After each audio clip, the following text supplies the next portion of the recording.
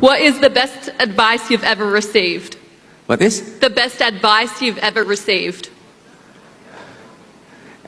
We should always stay as member of the global community. Mana yang Bapak anggap akan datang lebih dulu? Krisis mana yang Bapak anggap akan datang lebih dulu? Krisis moneter atau pandemi? Krisis moneter. Bagaimana menurut Bapak, apakah Indonesia harus jago kandang atau jago dunia? Oh, Indonesia harus tuan rumah di negeri sendiri dan jago di dunia. Baik.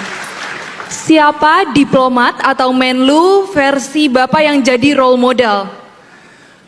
Nomor 1, Agus Salim, Bapak diplomat Indonesia. Kedua, boleh berapa kan? Kedua, saya kagum dengan Muhammad Rum.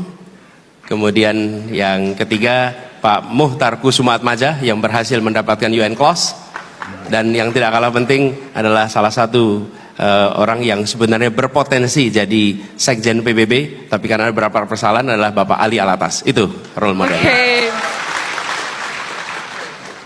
Di mana posisi anak muda dalam kebijakan luar negeri di periode Bapak nanti? Menjadi salah satu, seperti saya sampaikan tadi, anak muda harus menjadi bagian dari diplomasi dunia.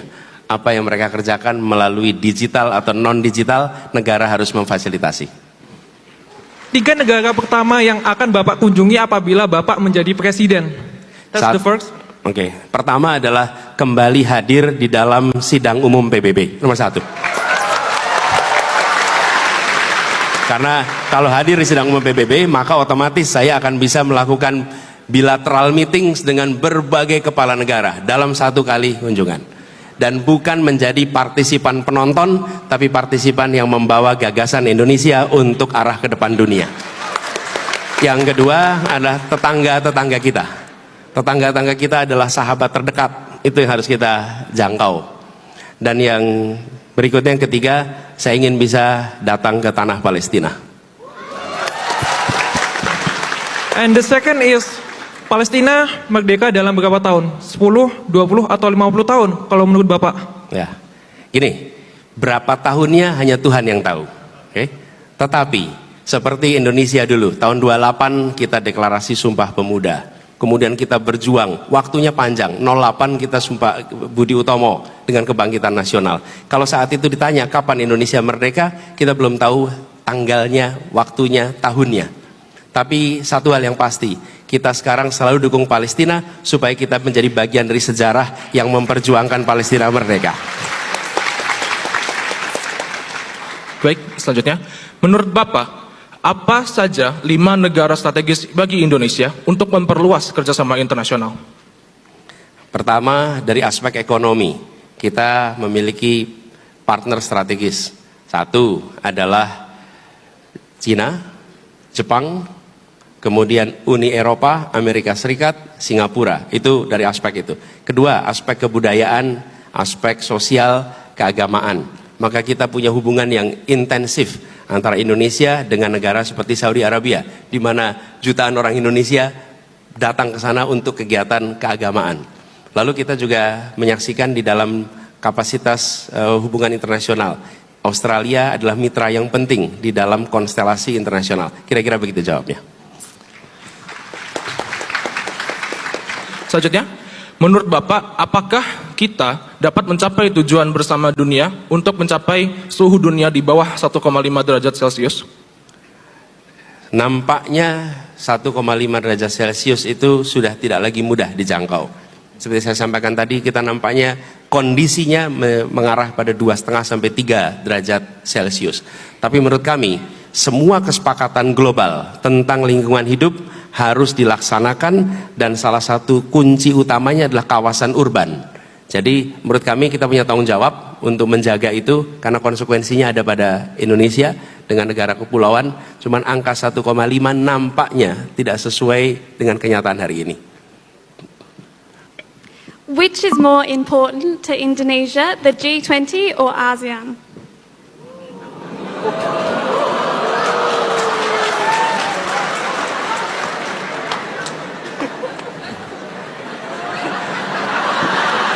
The ambassadors are looking at you now. Itu Pak, itu cirinya. Iya saya tahu.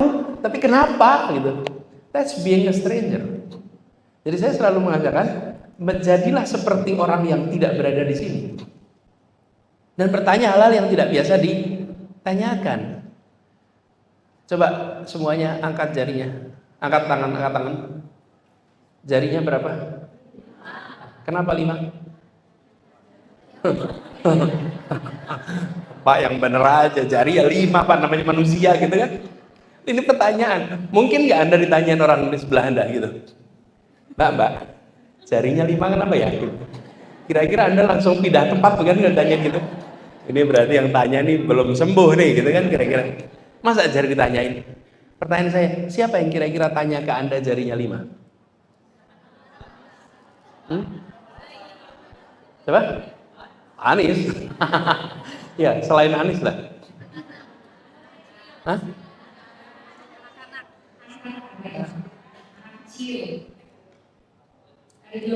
Ya, anak kecil. Atau kalau memang ada IT, tahu IT ya? Makhluk luar angkasa. Kalau ada tuh gitu. Dia datang ke bumi, dia pasti tanya, kenapa ya ada di sini ada hidung gitu? Kenapa ya 2 matanya? Kenapa? Kita itu udah nggak tanya lagi. Kenapa? Karena kita berada di dalam dunia manusia. Di dalam dunia manusia, ya namanya manusia pasti jarinya 5, matanya 2. Itulah umumnya. Karena itu kita bertanya lagi. Nah, seringkali kita itu terlalu dalam hidup dalam diri kita sendiri, dalam lingkungan kita, sampai kita menerima apapun yang ada tanpa pernah mempertanyakan. Akhirnya nggak punya jawaban. Kenapa songket begitu? Ya dari dulu Pak. Kenapa batik begitu? Ya dari dulu. Nah, efek dari tidak bertanya itu, kemudian kita tanpa sadar menerima, tanpa sadar tidak menumbuhkan kemampuan berpikir kritis. Jadi untuk tumbuh kemampuan berpikir kritis, tarik diri Anda sedikit keluar dari apapun dunia itu. Nah, ini pengalaman saya selama ini, saya selalu mencoba selalu bertanya dengan itu. Why? Kenapa? Why? Everything. Why? Dan saya memimpin, kalau di organisasi, bukan dengan instruksi tahap mulainya, tapi dengan pertanyaan. Why?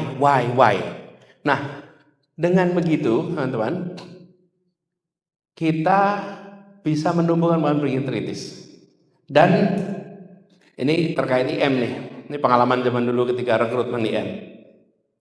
Itu kalau rekrutmen suka ada yang begini, Pak, saya tertarik ikut Indonesia Mengajar, Pak. Syaratnya apa?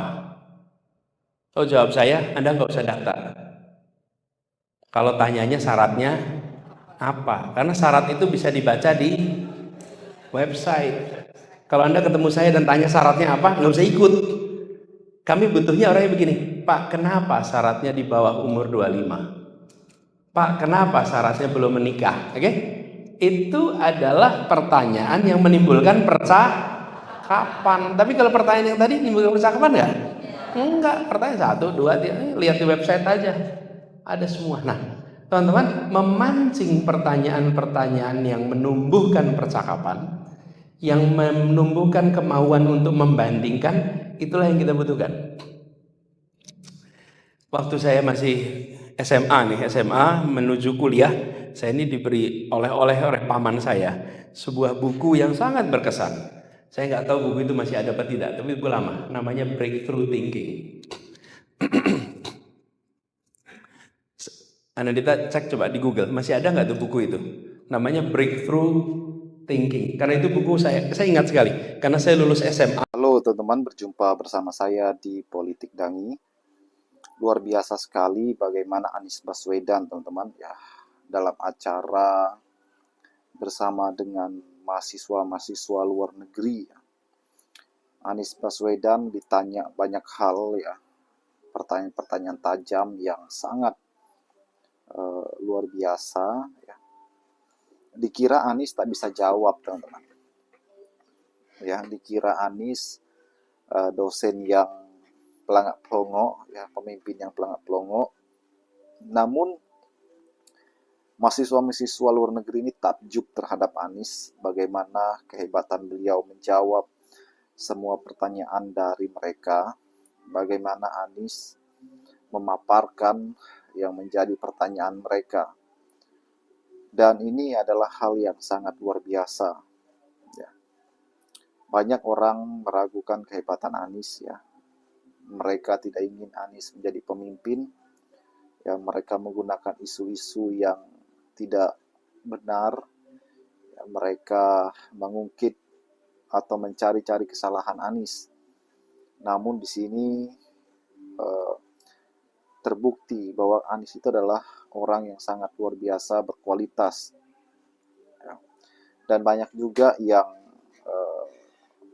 mengatakan bahwa Anies disingkirkan dari jabatan sebagai menteri ya.